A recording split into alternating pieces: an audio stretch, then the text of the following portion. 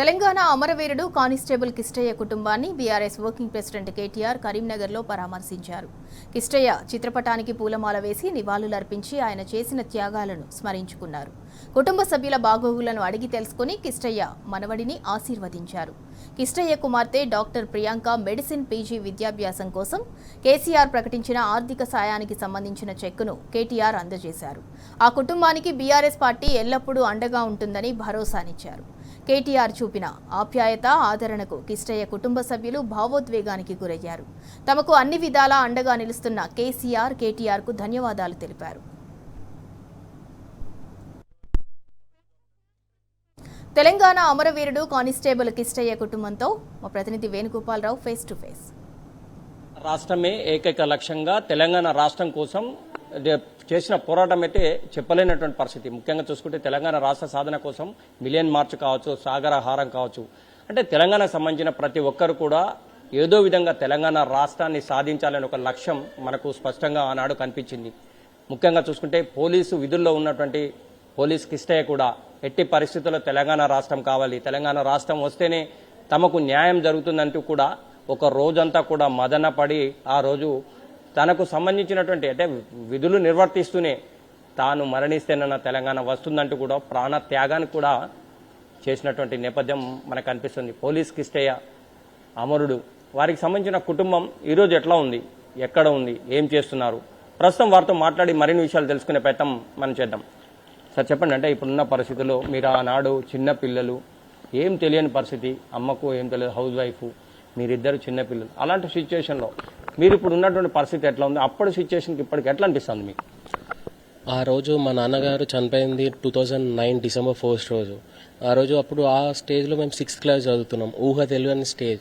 మాకు తెలిసిన ఒక ఎడ్యుకేషన్, చదువు, స్కూల్, ఇల్లు అంతే. మా మదర్ హౌస్ వైఫ్, డాడీ ఒకరే ఫ్యామిలీ మొత్తానికి పెద్ద దిక్కు. డాడీ ఆ రోజు అలా చేసుకోవడం వల్ల మాకు అసలు ఏం జరిగింది, అసలు ఏమైంది, అసలు ఎందుకు చేసుకున్నారు అన్న ఒక అర్థం కాలేని సిచ్యువేషన్లో ఉండే మేము అసలు.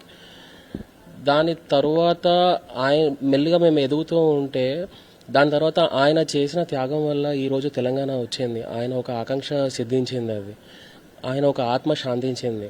దాని తర్వాత మా మదర్ ఒక హౌస్ వైఫ్గా ఉండి మమ్మల్ని ఈరోజు ఈ స్టేజ్కి తీసుకురావడానికి చాలా స్ట్రగుల్స్ పడ్డాం మేము. చిన్న పిల్లలం 6th క్లాస్ నుండి అక్కడ కామారెడ్డి నుండి కరీంనగర్ షిఫ్ట్ అయిపోయి ఫుల్గా ఇక్కడ మా మదర్ హౌస్ వైఫ్గా ఉంటున్న తను ఇక్కడ ఉద్యోగం చేసుకుంటూ మమ్మల్ని పెంచింది ఈ స్టేజ్ వరకు. ఈరోజు నేను సీనియర్ అసిస్టెంట్గా జాబ్ చేస్తున్నాను నేషనల్ క్యాడెట్ కార్ప్స్ డిపార్ట్మెంట్లో. నా చెల్లెలు డాక్టర్ అయ్యింది. దీనికి మాకు నా నాన్నగారు చనిపోయిన తర్వాత ఇంటికి ఒక పెద్ద దిక్కు ఎప్పుడైతే కోల్పోయామో ఆ రోజు నుండి మా కుటుంబానికి కేసీఆర్ గారు తాను ఒక పెద్ద దిక్కై నిలిచాడు. ఆ రోజు నుండి ఇప్పటి వరకు మాకు ప్రతి ఒక్క ఇన్స్టెన్స్లో, ప్రతి ఒక్క ఎడ్యుకేషన్ కానివ్వండి, మా ఫ్యామిలీ పరంగా కానివ్వండి, ఏ ఇష్యూలో ఆయన సపోర్ట్ చాలా ఉంది మాకు. ఈరోజు నేను ఒక సీనియర్ అసిస్టెంట్గా జాబ్ చేస్తున్నాను. నా చెల్లెలు డాక్టర్ అయింది. మా నాన్నగారి కోరిక అది, నా కూతురు డాక్టర్ అవ్వాలి, ఒక నలుగురికి పేదవాళ్ళకు సహాయం చేయాలి, అందరికీ తను ఆ పొజిషన్లో ఉండాలి అన్నది. ఈరోజు తను డాక్టర్ కావడానికి మెయిన్ కారణం కేసీఆర్ గారు. మా ఎడ్యుకేషన్ పైన ఆయన చాలా శ్రద్ధ తీసుకున్నారు. అప్పటి నుండి ఇప్పటి వరకు కూడా ఆయన చదువులు ఎప్పుడూ నెగ్లిజెన్స్ చూపించలేదు.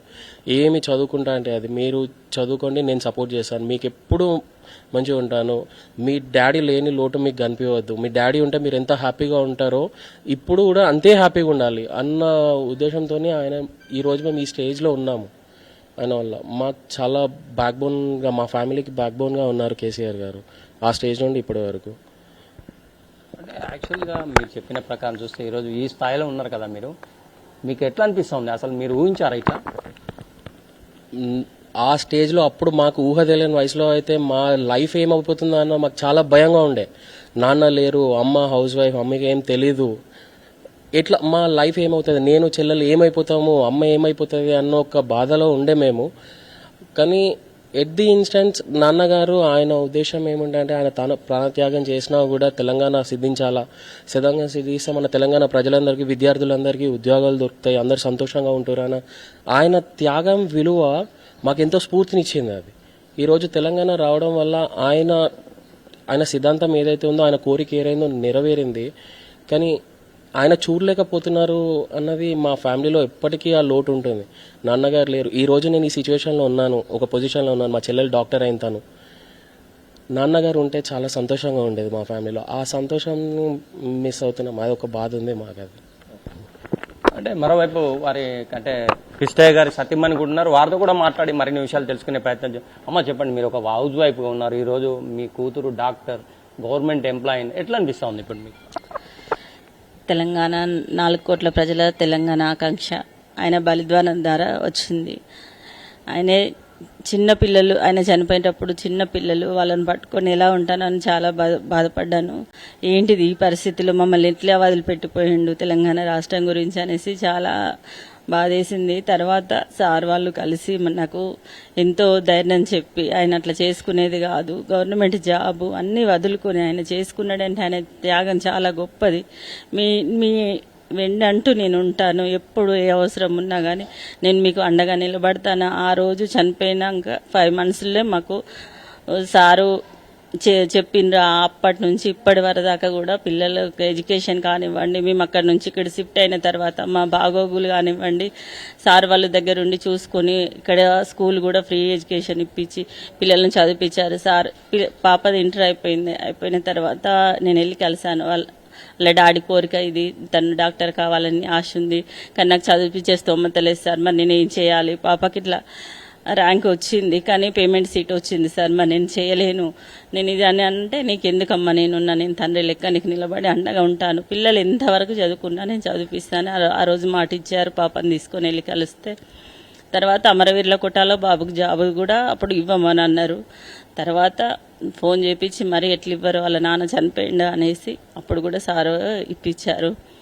అప్పటి నుంచి ఇక మేము కష్టపడుకుంటూ వాళ్ళని పెంచుకుంటూ నేను వస్తే ఒక తండ్రి లెక్క నాకు అండగా ఉంటూ ఏ విషయంలో కూడా నేను గిట్లా పలానా గిట్ల ఉంది సార్ అనేసి నేను అలా సార్కు తెలిసిన వెంటనే కాల్ చేసి మాట్లాడి మాకు ఎంతో ధైర్యాన్ని ఇచ్చారు. ఆ రోజు నుంచి ఈ రోజు వరకు మేము సార్ అంటే ఉన్నాము. ఎప్పటికి కూడా సార్కు ఇంత వరదాకా నా పిల్లలు వచ్చిందంటే సార్ వల్లనే. వాళ్ళు ఇప్పుడు ఈ స్టేజిలో నిలబడి వాళ్ళు ఒక 10 మందికి ఆదర్శంగా నిలిచారంటే అది నా భర్త గొప్ప త్యాగము, సార్ వాళ్ళ అండదండలతోటి ఈరోజు అలా ఉన్నారు. అందరికీ నమస్కారం. ఇది మొత్తం మీద చూసుకోవచ్చు. అంటే ఇప్పుడు వారికి సంబంధించిన సిస్టర్ ఉంది, డాక్టర్ ప్రస్తుతం చేస్తుంది, వారి కోడలు మనవడు కూడా వచ్చారు. అంటే చూడవచ్చు మనం. అంటే ప్రస్తుతానికైతే వీరికి సంబంధించి నాటి నుంచి నేటి వరకు కూడా కేసీఆర్ ఎంతో అండదండలతో తమను ఆదుకుంటున్నారని, మరోవైపు చూసుకుంటే కూడా తెలంగాణ రాష్ట్ర సాధన కోసం పోలీస్కి స్టే చేసినటువంటి త్యాగం మరవలేనిదని. కానీ వాళ్ళు ఒకటే ఏం చెప్తున్నారంటే, ఇప్పుడు ఉన్నటువంటి పరిస్థితిలో మొదటి నుంచి కూడా తమకు అన్నిటా బాసటగా నిలిచినటువంటి కేసీఆర్కు మేము చాలా రుణపడి ఉంటాం. ముఖ్యంగా ఇప్పుడున్న పరిస్థితుల్లో మేము ఈరోజు ఈ స్థాయిలో ఉన్నాం. ఒక ఎత్తు అయితే మా నాన్నగారి కోరిక మేము ఒక ఉన్నత స్థానంలో ఉండాలనేది ఆయనకు మొదటి నుంచి కూడా ఆయన ఒక ఆశ. ఆ ఆశను ఆశయాన్ని మేము ఈరోజు నెరవేర్చాం. కానీ ఒక్కటి మాత్రం నిజం, ఇవన్నీ కూడా మాకు ఉన్నాయి కానీ మేము మా నాన్నను మిస్ అవుతున్నాం, ఇది ఒక్కటి మాత్రం మేము మరవలేనటువంటిది అని చెప్పి కూడా రాహుల్ ఆవేదన వ్యక్తం చేస్తున్న పరిస్థితి మనకు స్పష్టంగా కనిపిస్తుంది. అంటే ఏదేమైనా కానీ అమరుడు కృష్ణయ్య చేసినటువంటి త్యాగం, తెలంగాణ రాష్ట్రం రావడం ఒక ఎత్తు అయితే, ఆయన ఆశయాలన్నీ కూడా పిల్లలు నెరవేర్చినటువంటి పరిస్థితి నేపథ్యంలో కూడా తల్లి కూడా ఒకవైపు డాక్టర్, మరోవైపు ప్రభుత్వ ఉద్యోగి తన కుమారుడని తెలిసినప్పుడు కొంతలో కొంత బాధను మర్చిపోయినా కానీ, అంటే గతాన్ని గుర్తొచ్చినప్పుడు మాత్రం ఆ విషాదాన్ని మాత్రం మరవలేనటువంటి పరిస్థితి అనే చెప్పాలి. ఏదేమైనా కానీ ప్రస్తుతం అయితే బిడ్డ డాక్టర్, కొడుకు ఒక ఉన్నత పదవిలో ఉన్న నేపథ్యంలో వారంతా కూడా ఈరోజు కొంత హ్యాపీగా ఉన్నా కానీ గతాన్ని మాత్రం మర్చిపోలేని పరిస్థితిలో మేము ఉన్నామని చెప్తున్న నేపథ్యం అయితే మనకు కనిపిస్తుంది. ఏదేమైనా కానీ అమరుడు కృష్ణయ్య త్యాగం మాత్రం మరవలేదని చెప్పాలి. తెలంగాణ రాష్ట్ర సాధన కోసం తన ప్రాణాన్ని సైతం లెక్క చేయకుండా తెలంగాణ రాష్ట్రం కోసం తన ప్రాణాలు అర్పించడం మాత్రం రాష్ట్రానికి మాత్రం ఇది చెప్పలేనటువంటి త్యాగమనే చెప్పాలి. కెమెరా పర్సన్ సుధాకర్తో వేణుగోపాలరావు, టీ న్యూస్, కరీంనగర్.